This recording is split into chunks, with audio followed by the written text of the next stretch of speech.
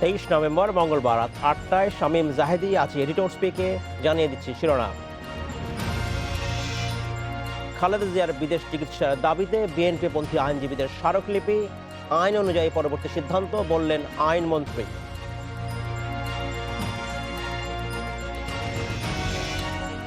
আগামী বছরই দেশে করোনার টিকা উৎপাদন শুরু, জানালেন সালমান এফ রহমান। ভ্যাকসিনকো সহ প্রস্তুত কয়েকটি ঔষধ কোম্পানি।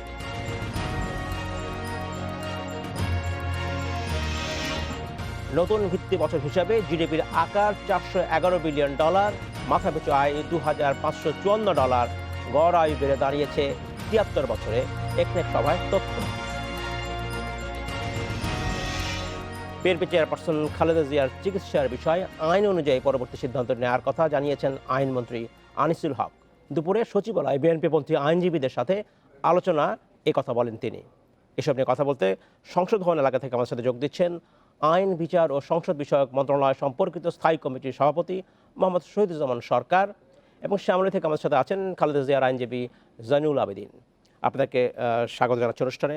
জনাব জয়নুল আবেদিন, প্রথমে আপনার কাছে জানতে চাচ্ছি, আজকে আপনারা আইনমন্ত্রী জনাব আনিসুল হকের সাথে দেখা করেছেন এবং আপনারা তাদের কার কাছে আবেদন জানিয়েছেন মানবিকতার দাবিতে, যে যাতে বিএনপি চেয়ারপারসন খালেদা জিয়াকে বিদেশে যাওয়ার অনুমতি দেওয়া হয়। আপনার কি মনে হয় আইনমন্ত্রী বা সরকার আপনাদের এই আবেদনে সাড়া দেবেন? আপনাকে ধন্যবাদ। দেখুন, আমরা আজকে আমাদের একটি আইনজীবী প্রতিনিধি দল 15 সদস্য বিশিষ্ট আমরা মাননীয় আইনমন্ত্রীকে স্মারকলিপি দিয়েছি। আমরা অনেক চিন্তা করেছি এবং আমরা দেখেছি যে একজন মানুষ এবং সাবেক প্রধানমন্ত্রী, গণমানুষের নেত্রী, তিনি আজকে জীবন মরণ সন্ধিক্ষণে আছে। সেই কারণে আমরা আমাদের বিবেকের তাড়নার থেকে আমরা সর্বোচ্চ আদালতের আইনজীবী হিসাবে আমরা সেখানে গিয়েছিলাম এবং মাননীয় মন্ত্রীকে আমরা স্মারকলিপি দিয়েছি। তিনি আমাদের বক্তব্য ধৈর্য সহকারে শুনেছেন এবং আমরা যে সমস্ত বিষয়গুলো আলোচনা করেছি, বিশেষ করে আমরা বলেছি রাজনীতি বাইরের ব্যাপার, কিন্তু একজন মানুষকে বাঁচানোর ব্যাপার হচ্ছে মানবিক দিক। আপনি একজন আইনজীবী, তার ঊর্ধ্বেও আপনি একজন মানুষ এবং আপনি মানবিক দিক বিচার বিশ্লেষণ করে বেগম খালেদা জিয়ার যাতে বিদেশে চিকিৎসা হয় সেই রকম একটি ব্যবস্থা আপনাকে করার জন্য আমরা দাবি জানাচ্ছি, অনুরোধ জানাচ্ছি। তিনি আমাদের জবাবে তিনি বলেছেন, আমাদেরকে অপেক্ষা করতে বলেছেন এবং তিনি বলেছেন যে বিষয়টি দেখবেন। এখন তো আমরা তো আশা নিয়েই এসেছি যে আমরা। আইনমন্ত্রী কোনো সময় বেঁধে দিয়েছেন যে তিনি বলেছেন কি 1 সপ্তাহ বা 10 দিনের মধ্যে জানাবেন, এমন কোনো সময় বেঁধে দিয়েছেন তিনি? কিছুদিনের সময়, কিছু সময়ের কথা উনি বলেছেন যে আচ্ছা, আমাকে কিছু সময় দেন, আমি এই বিষয়ের উপরে বা আমি দেখি কি করা যায়। ধন্যবাদ জনাব জয়নুল আবেদিন। আমি আপনার কাছে ফিরে আসবো জনাব শহীদুজ্জামান সরকার। আপনার কাছে জানতে চাচ্ছি, সরকার বেশ আগে থেকেই একটি বিষয়ে নিশ্চিত করেছে যে 401 ধারায় সিআরপিসির যে 401 ধারা, সেখানে সুযোগ নেই, আইনি সুযোগ নেই, সেটা সরকার কিন্তু বহুবার বলেছে। আপনার কি মনে হয়, আপনি সেই ব্যাখ্যার সাথে একমত কিনা আসলে? ধন্যবাদ। আইনের যে ধারা সিআরপিসির 401, জি, আমরা আইনজীবীরা জানি সেইখানে কি বলা আছে। সেই নিয়ে সামান্যতম বিতর্কের অবকাশ নেই। মাননীয় আইনমন্ত্রী জাতীয় সংসদে খুব সুস্পষ্টভাবে 401-এর সব কয়টি উপধারা নিয়ে কথা বলেছেন এবং উনি রিড আউট করেছেন এবং তার মাধ্যমে জাতি পরিষ্কার হয়েছে যে 401-এ কি আছে, কি বলেছেন। আমি ধন্যবাদ জানাই সম্মানিত বিজ্ঞ আইনজীবী জয়নুল আবেদিন সাহেবকে। ওনারা গিয়েছিলেন আইনমন্ত্রী মহোদয়ের কাছে এবং ওনার বক্তব্য থেকেই আমি জানলাম আইনমন্ত্রী মহোদয় ওনাদের ধৈর্য ধরতে বলেছেন। আইনমন্ত্রী মহোদয় যেহেতু ধৈর্য ধরতে বলেছেন, নিশ্চয়ই ওনারা ধৈর্য ধরবেন। আর একটি শব্দ ওনারা বলেছেন মানবিক। নিশ্চয়ই মানবিক বিষয়টি আমাদের সরকার, জননেত্রী শেখ হাসিনার সরকার বিবেচনায় নেয়। কিন্তু আমরা যারা আইনের ছাত্র, আমরা জানি যে এর সাথে আইনের একটি অনুমোদন লাগে। আইনকে বাদ দিয়ে শুধু মানবিক বিষয় দিয়ে একটি চূড়ান্ত সিদ্ধান্ত নেওয়া একটি রাষ্ট্রের পক্ষে, একটি সরকারের পক্ষে সম্ভব হয় না। আমাদের আইনমন্ত্রী মহোদয় যে আশ্বাস দিয়েছেন, আমিও বিশ্বাস করি সেই আশ্বাসের উপরে বিএনপি পন্থী বিজ্ঞ আইনজীবী সহকর্মী বৃন্দ ধৈর্য ধরে অপেক্ষা করবেন। আর আমি নিজে আইনের ছাত্র হিসাবে মনে করি যে সিআরপিসির 401 ধারায় যে বর্ণনা দেওয়া আছে, যে কথাগুলো বলা আছে, সেই কথার বাইরে যাবার সুযোগ এই মুহূর্তে নাই। আমি তাই মনে করি যে 401 ধারা যদি আমি আমার সামনে আছে, লেখা আছে, আমি যদি দেখি সেখানে কিন্তু চিকিৎসার ব্যাপারে কোনো স্পষ্ট উল্লেখ নাই। দেশের চিকিৎসা বা বিদেশের চিকিৎসা যেটা তেমন কোনো কিন্তু কথা বলা হয়নি।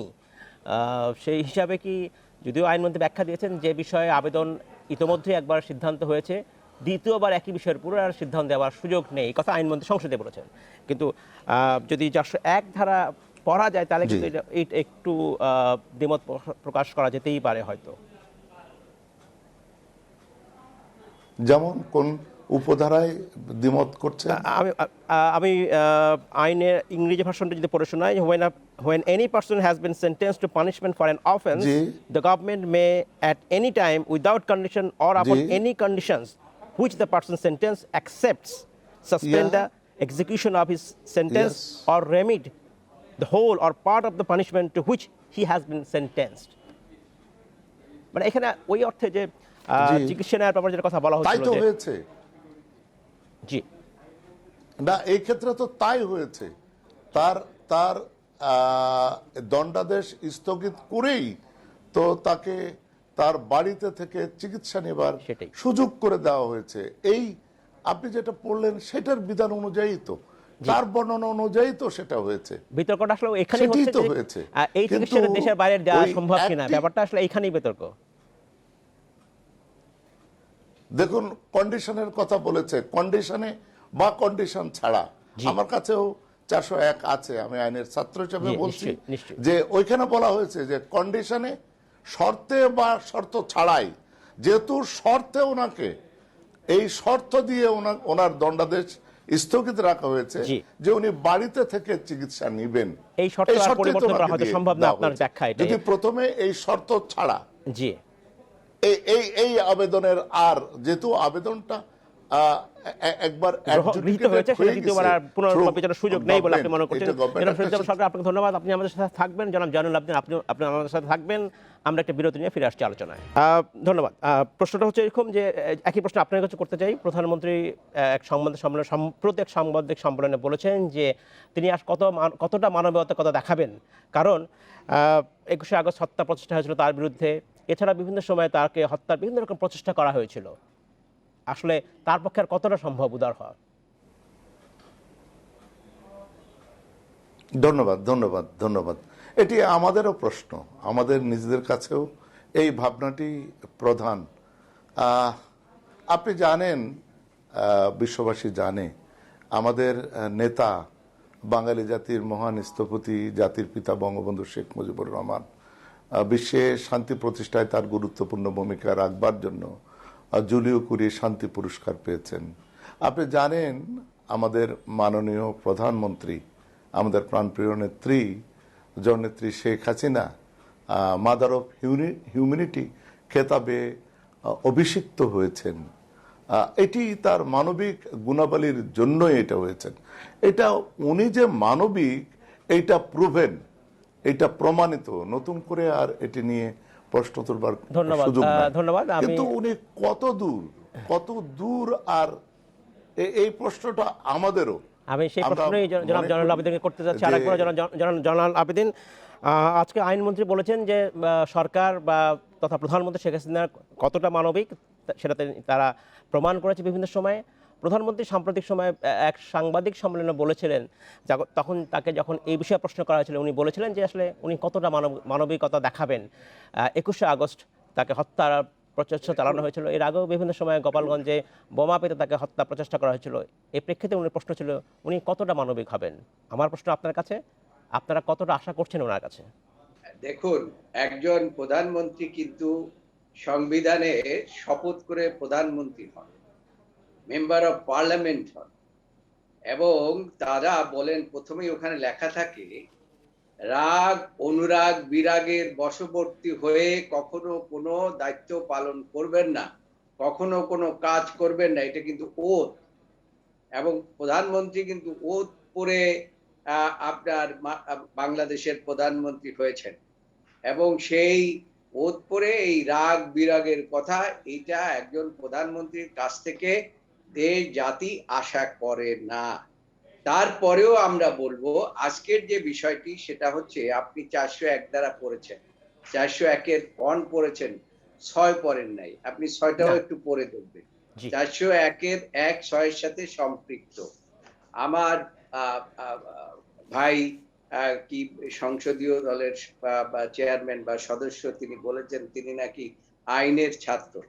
আইনের ছাত্র হলে তিনি ভালোভাবেই ওই ক্লারিফিকেশনটা বুঝবেন, যে শর্ত দিয়ে একবার তাকে সাজা স্থগিত করে তার বাড়িতে চিকিৎসার জন্য দিয়েছিলেন, সেই শর্তটা কিন্তু সরকার আবার পরিবর্তন করে তাকে চিকিৎসার জন্য দিতে দিয়েছেন। কেন? যে ওই শর্ত রাখলে তিনি কোনো চিকিৎসা পাবেন না। এখন কথাটা হচ্ছে যে 6-তে বলা আছে, কোন রকম যা কিছু থাকুক না কেন, সরকারের এই ক্ষমতাটা লিমিট করা না। আপনি বহুবার বলেছি যে এই ধারাটা দেওয়াই হয়েছে সরকারের ক্ষমতা লিমিট করার জন্য না। লিমিটের অনেক জায়গা আছে, সিআরপিসিতে আছে আপনার, বা সরকারের অনেক কিছুতে লিমিটের ব্যবস্থা আছে, কিন্তু এই ধারাটা দেওয়াই হয়েছে কাউকে লিমিট করার জন্য। একজন মানুষ যখন মৃত্যুর শয্যায় মৃত্যুর সাথে পাঞ্জা লড়ে, তখন এই শর্তটা আর থাকে না। সেই জন্য ধন্যবাদ জনাব সরকার। আপনার কাছে সংক্ষেপে জানতে চাই, আসলে সরকার এই মুহূর্তে যে জনাব আবেদিন যেটা বললেন, সরকারের স্টান্স কি হতে পারে আসলে, খুবই সংক্ষেপে জনাব শহীদুজ্জামান সরকার। আমি আবারও জানতে চাই, আপনার প্রশ্নটা আবার জানতে চাই। সরকারের আসলে এই মুহূর্তে আপনার প্রশ্নটি জানতে চাই। জি জনাব শহীদুজ্জামান সরকার, আমি জানতে চাচ্ছি সরকারের আসলে এই মুহূর্তে কি ধরনের ভূমিকা নেওয়া উচিত এই আবেদনের প্রেক্ষিতে। সরকার যে ভূমিকা নিয়েছেন সেই ভূমিকা যথাযথ বলে আমি মনে করি। আর আমাদের বিজ্ঞ আইনজীবী জয়নাল আবেদিন শেখ যেটা বললেন, যে মাননীয় প্রধানমন্ত্রী রাগ অনুরাগ বিরাগের বশবর্তী হয়ে কিছু কাজ করবেন না জন্য যে ওথ নিয়েছেন, তো এই যে 401 অনুযায়ী বেগম খালেদা জিয়াকে যে দণ্ডাদেশ স্থগিত করে তাকে বাড়িতে থেকে চিকিৎসা নেবার সুযোগ করে দিয়েছেন, এটি তো এর সবচেয়ে বড় প্রমাণ যে উনি রাগ অনুরাগ বা কোন রকম ক্ষোভের বশবর্তী হয়ে এই সিদ্ধান্তটা নেন নাই। যারা তার পিতার হত্যাকারীদের এইখানে প্রশ্রয় দিয়েছে, আশ্রয় দিয়েছে, রাজনৈতিকভাবে এইখানে তাদেরকে পুনর্বাসিত করেছে, যারা তাকে হত্যা করবার জন্য 2004 সালের 21শে আগস্ট গ্রেনেড হামলা করেছে, গ্রেনেড হামলা করে আমাদের দলের 21-22 জন নেতাকর্মীকে হত্যা করেছে, তাদের প্রতি রাগ বা বিরাগ যদি থাকতো তাহলে উনি এটি করতেন না। অনেক ধন্যবাদ জনাব শহীদুজ্জামান সরকার। জনাব জয়নাল আবেদিন, আপনাকে অনেক ধন্যবাদ। আজকে আমাদের শেষ করতে হচ্ছে। এই ট্রস্টকে স্বাগত আরেকবার। আগামী বছরে দেশে করোনার টিকা উৎপাদন শুরু হবে বলে জানিয়েছেন প্রধানমন্ত্রী বেসরকারি শিল্প ও বিনিয়োগ বিষয়ক উপদেষ্টা সালমান এফ রহমান। ভ্যাকসিন সহ প্রস্তুত কয়েকটি ওষুধ কোম্পানি, এছাড়া আগামী মাস থেকে সিরামের ইনস্টিটিউটের তৈরি অক্সফোর্ড অ্যাস্ট্রাজেনেকা বাকি টিকার চালান আসতে শুরু করবে। এসব নিয়ে কথা বলতে বাড্ডা থেকে আমার সাথে যোগ দিচ্ছেন স্বাস্থ্য অধিদপ্তরের অতিরিক্ত মহাপরিচালক আহমেদুল কবির। জনাব কবির, আপনাকে স্বাগত জানাচ্ছি অনুষ্ঠানে। খুব ভালো খবর আজকে যেটা জনাব সালমান এফ রহমান জানিয়েছেন, যে বেশ কিছু ওষুধ কোম্পানি বাংলাদেশে প্রস্তুত করোনা ভাইরাসের টিকা তৈরির ব্যাপারে। একটা অগ্রগতি আমরা আগে জেনেছিলাম যে বটলিং হবে বাংলাদেশে, যেটা ইনসেপ্ট করার চেষ্টা করছে, সেটার কি অবস্থা, এবং যখন অন্যান্য কোম্পানিগুলো টিকা শুরু করবে তৈরি বাংলাদেশে, এই যুদ্ধে আসলে কতটা এগিয়ে গেল বাংলাদেশ? দেখুন, আমাদের বর্তমান যে সিচুয়েশন, আমাদের ভ্যাকসিন কিন্তু কাভারেজ খুবই স্যাটিসফ্যাক্টরি। আপনি জানেন যে জি। কনসিডার করলে 8 কোটি লোকের উপরে প্রায় আমাদের ভ্যাকসিনেটেড, 11 কোটি লোককে আমাদের ভ্যাকসিন দেওয়ার কথা। বেশ টার্গেট অনুযায়ী আমরা কিন্তু খুব ভালো পজিশনে আছি ভ্যাকসিন দেবার বিষয়ে। আর এখন যে পর্যায়ে আছে, আমরা যে সিচুয়েশন আছি, যদি বাংলাদেশে এই বোতলজাত যেটি করছেন বা ওখান থেকে নিয়ে আসাচ্ছে, এখানে যদি আমরা তৈরি করতে পারি, তাহলে গ্লোবালি যে ভ্যাকসিনের যে ডিমান্ড, সেটাও কিন্তু আমরা মিট করতে পারবো। আমরা বরাবরই দেখছি যে আমাদের যে ফার্মাসিউটিক্যালস কোম্পানিগুলি রয়েছে, তারা এই কোভিড চিকিৎসায় মেডিসিন গুলিও কিন্তু তারা খুব তাড়াতাড়ি বের করে ফেলছেন। যেমন ধরেন, মার্কের একটা ওষুধ ইউকে অ্যাপ্রুভাল পাওয়ার সাথে সাথেই আমাদের লিডিং ফার্মাসিউটিক্স গুলো কিন্তু সেই মেডিসিনটা, যে মন্ডুপিরাভির যেটি, তারা বের করে ফেললেন। This is smartness. এবং সবচেয়ে বড় কথা হচ্ছে যে আমাদের লোকালি যদি যে কোনো কিছু প্রডিউস হোক, ভ্যাকসিন হোক আর মেডিসিন প্রডিউস হোক, এরা কিন্তু বাইরেও কিন্তু এক্সপোর্ট করছে। আমি যতটুকু জানি আমাদের এই ফার্মাসিউটিক্স গুলো কিন্তু বাইরে এই মেডিসিন গুলো এক্সপোর্ট করছে। সুতরাং ভ্যাকসিন যদি বাংলাদেশে তৈরি, আমরা যেই এক্সপেন্সে কিনে নিয়ে আসি, সেই ক্ষেত্রে লোকালি প্রডিউস করলে এটার কস্ট অনেক কম পড়বে, এবং পাশাপাশি বাইরে যদি এক্সপোর্ট করা যায়, তাহলে অর্থনীতির দিক থেকে আমরা কিন্তু অনেক বেশি এগিয়ে যাব। আনডাউটেবলি এটা একটা বিগ স্টেপস, এবং এটা যদি সাকসেসফুল হয়, বাংলাদেশ সারা বিশ্বের দরবারে মাথা উঁচু করে দাঁড়াতে পারবে। আপনি আরেকটা কথা বলছেন যে মুখে খাওয়ার ওষুধও বাংলাদেশে চলে এসেছে, বাংলাদেশের ফার্মাসিউটিক্যালস কোম্পানিগুলো সেটা করেছে। আজকের এক খবর ছিল যে মুখে খাওয়ার বড়ি ইমোরেভির বাংলাদেশে, যেটা ভ্যাকসিন বাজারজাত করছে, এটাও আজ থেকে হয়তো বাজারে আসা শুরু করলো। এটিও করোনার বিরুদ্ধে যে যুদ্ধ, সেখানে একটা বড় ভূমিকা রাখবে। বলা হচ্ছে যে এই ওষুধ গুরুতর অসুস্থ হয়ে পড়া থেকে 50 ভাগ সুরক্ষা দেবে মানুষকে। কীভাবে দিতে পারে আসলে? কারা এই ওষুধ সেবন করবে? কী ধরনের মাত্রায় যদি করোনা ভাইরাস হয়, সেই বিষয়ে যদি একটু আমাদেরকে জানাতেন আপনি। এটি হচ্ছে, যেই ওষুধটি দেওয়া হয়েছে, এটা খুব ইন্টারেস্টিং। এটা সরাসরি বলা যায় যে স্পেসিফিক, এবং এই যাবৎকালে যে কটি ওষুধ বেরিয়েছে, আপনি জানেন যে বেশিরভাগই কিন্তু খুব কাম্বারসাম, হাসপাতালে যেয়ে দিতে হতো। এর আগের ওষুধটি যেটি ছিল রেমডেসিভির, সেটাও কিন্তু হাসপাতালে গিয়ে ইনজেক্টেবল ফর্মে দিতে হতো। আর এই পিলটা হচ্ছে ওরালি নেওয়া যাচ্ছে, আপনি মুখে বাসায় বসেই খেতে পারছেন। তবে একটি জিনিস যেটি খেয়াল করতে হবে, এটা খুবই স্পেসিফিক একটা অ্যান্টিভাইরাল ড্রাগ। ভাইরাল আরএনএ কে এক্সপ্লয়েট করে সেই ভাইরাসটাকে প্রডিউস করতে দিচ্ছে না, সেলফ রেপ্লিকেশনটাকে বাধাগ্রস্ত করছে। কিন্তু এই মেডিসিনটি অবশ্যই যেটা দিতে হবে কিছু স্পেসিফিক ইন্ডিকেশনে। এটি করোনা ভাইরাস হলেই সাথে সাথে দিতে হবে, এটা মিস ইউজ করা যাবে না। ধরেন তার কোভিড টেস্ট পজিটিভ হতে হবে, তারপর উপসর্গের 5 দিনের মধ্যে দিতে পারলে খুব ভালো ফলাফল হয়। আর সেখানটা একটা জিনিস খেয়াল করতে হবে, বয়সের বিষয়টা 18 ইয়ার্সের উপরে হতে হবে, এবং মিনিমাম একটা রিস্ক ফ্যাক্টর থাকতে হবে। একটা রিস্ক ফ্যাক্টর বলতে, যেমন খুব মোটা মানুষ যারা ওবেস, তাদের কিন্তু রিস্ক ফ্যাক্টর বেশি থাকে। তার সঙ্গে যে কোমরবিডিটি গুলো বলি, ডক্টররা জানেন যে কোনটা রিস্ক ফ্যাক্টর। তাদেরকে এই ড্রাগটা প্রেসক্রাইব করবার আগে অ্যাটলিস্ট একটা রিস্ক ফ্যাক্টর যাদের আছে, তার মানে এটা বোঝাতে চাচ্ছে যে মাইল্ড টু মডারেটে সে শুরু হয়েছে, কিন্তু তার যেহেতু রিস্ক ফ্যাক্টর রয়েছে, সে কিন্তু সিভিয়ার হয়ে যেতে পারে। সেই সিভিয়ারটা প্রিভেন্ট করার জন্য ওষুধটা আগে দিলে নিশ্চয়ই কার্যক্ষমতা বৃদ্ধি পাচ্ছে। আর আপনি যেটা বললেন 50% হসপিটালাইজেশন, এটি তাদের স্টাডিতে দেখিয়েছে, এবং যেই আমে এই ওষুধটি দেওয়া হয়েছিল, সেই আমে কোনো ডেথ হয়নি। এবং বড় কথা হচ্ছে এটি আসলে, তবে এটি টিকার বিকল্প নয়। No, not necessarily. কারণ এটি হচ্ছে যে আপনার রোগ প্রতিরোধ তো করবে না, আপনি তো অসুস্থ হয়ে যাবেন। তারপরে অসুস্থ না হওয়াটাই তো কাম্য আমাদের। অবশ্যই টিকার বিকল্প নয় এটি। অনেক ধন্যবাদ জনাব আহমেদুল কবির আমাদের সাথে থাকবার জন্য। সময়ের সাথে পাল্লা দিয়ে বাড়ছে দেশের অর্থনীতি। অভ্যন্তরীণ উৎপাদন বাড়ায় দেশে জিডিপি বেড়ে দাঁড়িয়েছে $411 বিলিয়ন। সেই সঙ্গে মাথাপিছু আয় বেড়ে দাঁড়িয়েছে $2,500 বেশি। সকালে একনেক সভা শেষে 2015-16 নতুন ভিত্তি বছর ধরে এসব তথ্য তুলে ধরেন পরিকল্পনা মন্ত্রী এম এ মান্নান। প্রতি বছর মোট দেশজ উৎপাদন, জিডিপি ও অর্থনৈতিক প্রবৃদ্ধির হারের প্রাক্কলন প্রকাশ করে বাংলাদেশ পরিসংখ্যান ব্যুরো বিবিএস। তাদের সবশেষ তথ্য মতে অভ্যন্তরীণ উৎপাদন বাড়ায় 2015-16 ভিত্তি বছর ধরে দেশের জিডিপির আকার এখন $411 বিলিয়ন, যা এক যুগে হয়েছে 4 গুণের বেশি। একই সময়ে $700 বার্ষিক মাথাপিছু আয় বেড়ে দাঁড়িয়েছে $2,554। নতুন নতুন সবজি, ফসল ও ফলের মাধ্যমে বহুমুখী কৃষির সম্প্রসারণ হচ্ছে। সে সঙ্গে হাঁস, মুরগি, গরুসহ মাংসের উৎপাদন সক্ষমতা বাড়ায় 2015-16 অর্থ বছরের ভিত্তিতে কৃষিতে মূল্য সংযোজন হয়েছে 14.8%। আর শিল্প খাতের নির্মাণ শিল্পের সঙ্গে প্রযুক্তি সংযুক্ত হওয়ায় এর আকার বেড়েছে 36.1%। উবার, পাঠাও, মোবাইল ব্যাংকিং সহ নতুন নতুন সংযোজন হয়েছে সেবা খাতে। নতুন নতুন অনেক ব্যবসা বাণিজ্য এসছে, তার ফলে আমাদের জালটা বিস্তৃত হয়ে গেছে। ফলে প্রথম কি হয়েছে, গ্রস ডোমেস্টিক প্রোডাক্ট, অভ্যন্তরীণ উৎপাদনের পরিমাণ অনেক বেড়ে গেছে। মন্ত্রী জানান, দেশের মানুষের সাক্ষরতা বৃদ্ধির পাশাপাশি গড় আয়ু বেড়ে দাঁড়িয়েছে প্রায় ৭৩ বছরে, আর দারিদ্র্যের হার কমে দাঁড়িয়েছে ২০%।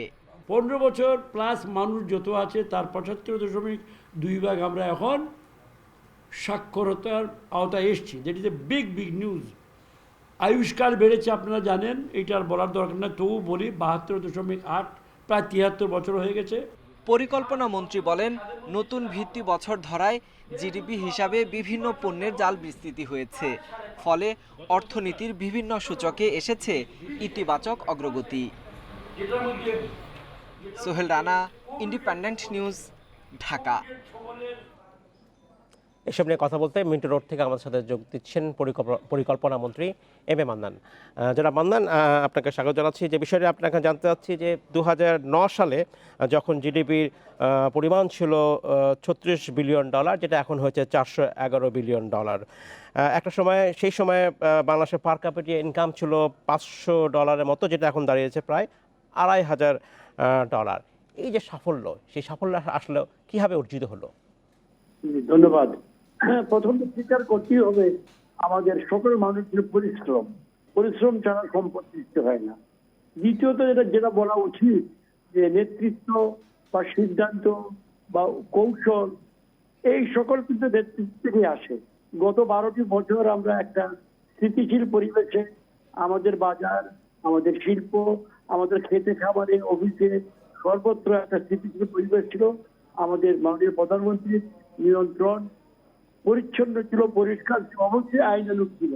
ফলে সর্বত্র যে যেখানে কাজ করেছে তার আইনের মধ্যে যে পুরোটা কাজ করতে বিঘ্নে, এই যে কতগুলো আমাদের দেশে হয়তো আগে নানা ধরনের কাজ করবো না, বা ধরনের ঘেরাও করবো, হরতাল করবো, ইত্যাদি ইত্যাদি নেতিবাচক কিছু মনোভাব যেটা ছিল এই বাংলাদেশে রাজনীতিতে এবং সমাজের অনেক ক্ষেত্রে, সেইগুলো গত 15 বছর যাবত একখানে আমরা মাঝে মাঝে 2-একবার আমাদের নির্বাচনের সময়, 14 নির্বাচনের সময় একবার, 18 নির্বাচনের সময় একবার বিরোধী দল চেষ্টা করেছিল, তখনকার বিরোধী দল, কিন্তু সেটা জনগণ গ্রহণ করে নেন। ফলে সর্বত্র উৎপাদন ভালো হয়েছে। এবং একটা জিনিস বলা উচিত, কৃষি গত 3টি ফসল, 4টি ফসল একটা বলবো, 17 পরে 18, 19, 20, 21, আমি বুড়োর কথাই বলছি, আমাদের প্রধান ফসল এখন, এবং আমনও বটে, চমৎকার উৎপাদন হয়েছে। ফলে খাদ্যর উৎপাদন যখন ভালো ছিল, মূল্য স্থিতিশীল ছিল, আমাদের কাউকে খাদ্যের অভাবে ভুগতে হয় নাই, খাদ্য ইম্পোর্ট করতে হয়নি আমাদের। সুতরাং খাদ্যের মূল্যের জন্য আমাদের অনেক বেশি সম্পদ ব্যয় করতে হয়নি। এবং আমাদের বিদেশি, আমাদের ভাই যারা বিদেশে কাজ করে, পরিশ্রম করে, যারা টাকা পাঠায় বাড়িতে, সেই টাকা আমাদের জন্য সোনার খনি। সেই টাকা ওরা খেয়ে না খেয়ে পাঠায়, তাদের পরিবারের উপকারে আসে। আমরা লাভবান হই, আমাদের রিজার্ভ বৃদ্ধি পায় ফরেন কারেন্সিতে, এবং আমরা এই ফরেন কারেন্সি আমি আরেকটা বিষয় আপনার দৃষ্টি আকর্ষণ করতে চাচ্ছি যে এই উন্নয়নের আমার কথা যেটা বলছি, সেই উন্নয়নকে এগিয়ে নিতে গেলে সামনে কি ধরনের বাধা দেখেন, চ্যালেঞ্জ দেখেন আপনি? অনেকেই বলছেন দুর্নীতি একটা বড় সমস্যা, সুশাসন একটা বড় সমস্যা। এটা নিশ্চিত করা না গেলে, দুর্নীতি দমন না কমাতে পারলে, সুশাসন নিশ্চিত করতে না পারলে এটা আসলে এই উন্নয়ন বাধাগ্রস্ত হবে। আপনার কি মনে হয়? চ্যালেঞ্জ বা বাধা অনেক আছে, থাকবে যে কোনো সময়। দুর্নীতি একটা ব্যাধি, আমরা স্বীকার করি, আমরা অস্বীকার করি না এটা কখনো। দুর্নীতি আমাদের এখানে আছে, তবে আমার সন্তুষ্টির জন্য না, বাস্তবতা হলো পৃথিবীর প্রায় সকল সমাজে কম বেশি দুর্নীতি আছে। এইটাকে দমন করার জন্য আপনাকে আইনানুগ পথে আগাতে হবে। আমাদের আইন কানুন আছে, দুর্নীতি কমিশন আছে, আমরা রুলস রেগুলেশনকে সরল করে এবং ডিজিটাল সিস্টেম ব্যবস্থা করে আমরা এটাকে কমাবার প্রতিরোধের চেষ্টা করি। যেমন আপনার টেন্ডারের কথা, টেন্ডার আগে গায়ে জুড়ে বাক্স ঘেরাও করে মাস্তানেরা অনেকে টেন্ডারে তারা অংশ নিত, এখন সেটা সম্ভব নয়, এখন অনলাইনে বসে টেন্ডার দেওয়া যায়। এইভাবে নানাভাবে আমরা কমাবার চেষ্টা করছি। তবে হ্যাঁ, এর একটা চাপ রয়ে গেছে, আমরা আগামীতে এটাকে আরো কমাবো আশা করি। আর আরো কিছু চ্যালেঞ্জ, যেটা আজ একটু আগে বললাম, কেউ চেষ্টা করছে রাজনৈতিক পরিবেশ সামাজিক পরিবেশটাকে অস্থিতিশীল করার জন্য নানা ইস্যু, যেগুলো আমাদের জীবনের মূল ইস্যু থেকে সম্পূর্ণ ভিন্ন। মানুষের ইস্যু খাবার, মানুষের ইস্যু পানি, মানুষের ইস্যু রাস্তাঘাটে চলাফেরা, মানুষের ইস্যু বাচ্চা স্কুলে ঠিক মতো যেতে পারছে কিনা, মানুষের ইস্যু ক্লিনিকে গিয়ে ওষুধ পায় কিনা। এইগুলোকে বাদ দিয়ে যদি আমরা কতগুলা আমার জন্য গুরুত্বপূর্ণ হতে পারে বা জাতির জন্য গুরুত্বপূর্ণ অতটা নয় সেই সকল ইস্যু নিয়ে যদি আমরা আরেকটা বিষয় আপনার দৃষ্টি আকর্ষণ করতে চাচ্ছি জনাব মান্নান, সেটা হচ্ছে যে আজকে আপনারা এটাও জানিয়েছেন যে বাংলাদেশের মানুষের গড় আয় বৃদ্ধি পেয়ে ৭৩ বছর হয়েছে। যখন ৭৩ বছর হয়েছে খুব আনন্দের খবর, একই সাথে কিন্তু সরকারকে আরো একটু দায়িত্বও বেড়ে যায়, অর্থাৎ বাংলাদেশে বৃদ্ধ মানুষ, বয়স্ক মানুষের সংখ্যা বাড়বে। সেই যে বয়স্ক মানুষ বাড়বে তাদের জন্য স্বাস্থ্য সেবাও নিশ্চিত করতে হবে, সেটাও একটা বড় গুরুত্বের দিক বলেই মনে হয়। সেই বিষয়ে আসলে আপনারা কতটা সচেতন?